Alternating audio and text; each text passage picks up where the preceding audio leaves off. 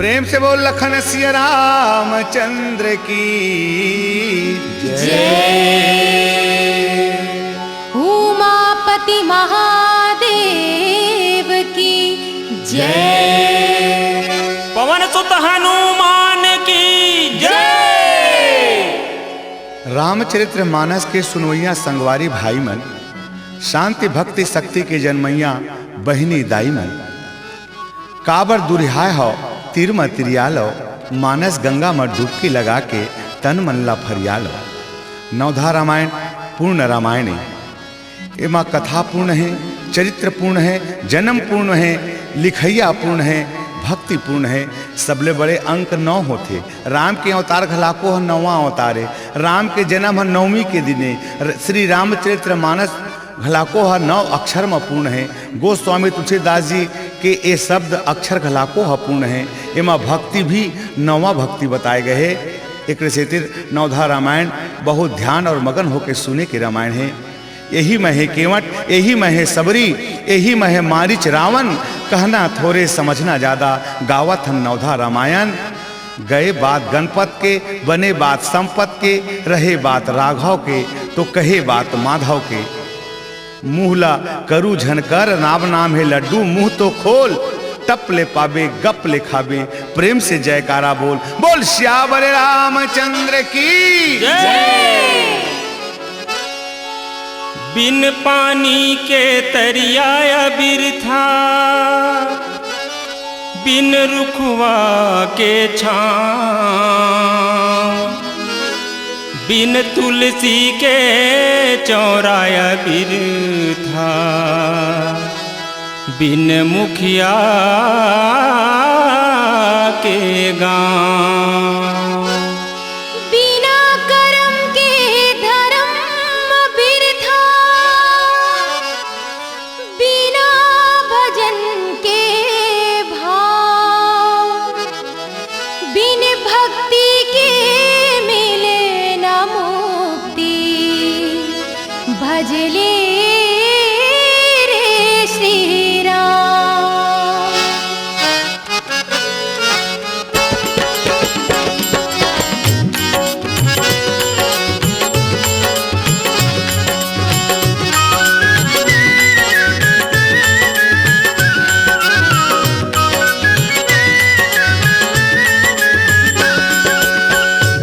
जी हाँ होत कथा श्री राम के, जी हाँ होत कथा श्री राम के।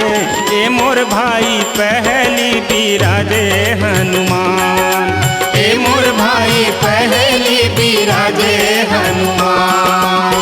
तिहा तिहा पहुँचे देवता चारों धाम के, तिहा तिहा पहुँचे देवता चारों धाम के।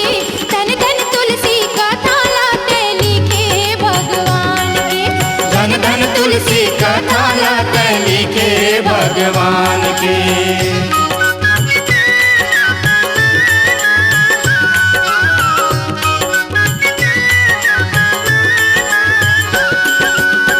यही तो रामायण कथा गंगा सही लागे भैया, झूला झूला ले, जीवला जुड़ा ले रे भैया, जीवला जुड़ा ले। बड़े बड़े ऋषि मुनि करे गुणगान हो, बड़े बड़े ऋषि मुनि करे गुणगान हो। धन धन तुलसी कथा लाते लिखे भगवान की, धन धन तुलसी कथा लाते लिखे भगवान के।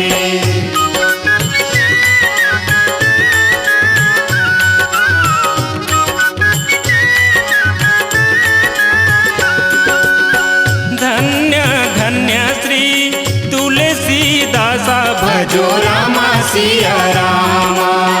जगहित रामा यण रच राखा, भजो रामा सिया रामा। श्री रामायण स्वर्ग निसैनी, भजो रामा सिया रामा। भक्त जनन कहा आनंद देनी, भजो रामा सिया रामा। जी हाँ होत कथा श्री राम के, जी हाँ होत कथा श्री राम के। ये मोर भाई पहली बिराजे हनुमान, धन धन तुलसी कथा लाते लिखे भगवान के। धन धन तुलसी कथा लाते लिखे भगवान के। धन्य धन्य श्री तुलसीदासा, जगहित रामायण रचि राखा। भगवान श्री रामचंद्र जी की परम पावन कथा के सानिध्य में आप हम सब विराजमान हन भैया। संत शिरोमणि भक्ति भावना के पारसमणि श्री संत गोस्वामी तुलसीदास जी के रामचरित्र बड़ा महान है। ओकर कथा महान है, ओकर लिखैया महान है, ओकर सुनैया महान है। ये हमरे भर देश के बात नो है, ये दुनिया जहान में सबो जगह तुलसी के कथा के बखान है। तय छूट झन जाबे भैया, तय भजबे तभे तो पाबे, तय खाबे तभे तो तोर पेट भरही, तय जन्मबे तो तोही है तो मरबे। चार चीज ला खुद करेला पड़थे भैया, जन्म ला, मरण ला, भोजन ला और पूजन ला। मोर बदला तय भोजन कर ले, मोर बदला तय मर जा, मोर बदला तय खा ले, यह नहीं चला, ये ला खुद ला करेला पड़थे। एकर से तीर सबके सब अपन अपन भावना से, अपन अपन विचार से, अपन अपन भक्ति से भगवान श्री रामचंद्र जी के तुलसी के कथा ला गाओ, सुनाओ, स्मरण करो और धराओ। सबके सब जय जयकारा बोलाओ। बोल श्यावर रामचंद्र की। सुंदरानी वीडियो वर्ल्ड प्रस्तुत करते हैं पहली बार छत्तीसगढ़ की मशहूर गायिका अलका चंद्राकर के स्वर में महिमा सती कथा। महिमा सती के बड़ा भारी। महिमा सती कथा हमारे इतिहास की कई महान सतियों की कहानी, सती सीता, सती अनुसुईया, सती अहिल्या जैसी अनेक सतियों के प्रेरक प्रसंग सुनिए और देखिए महिमा सती कथा।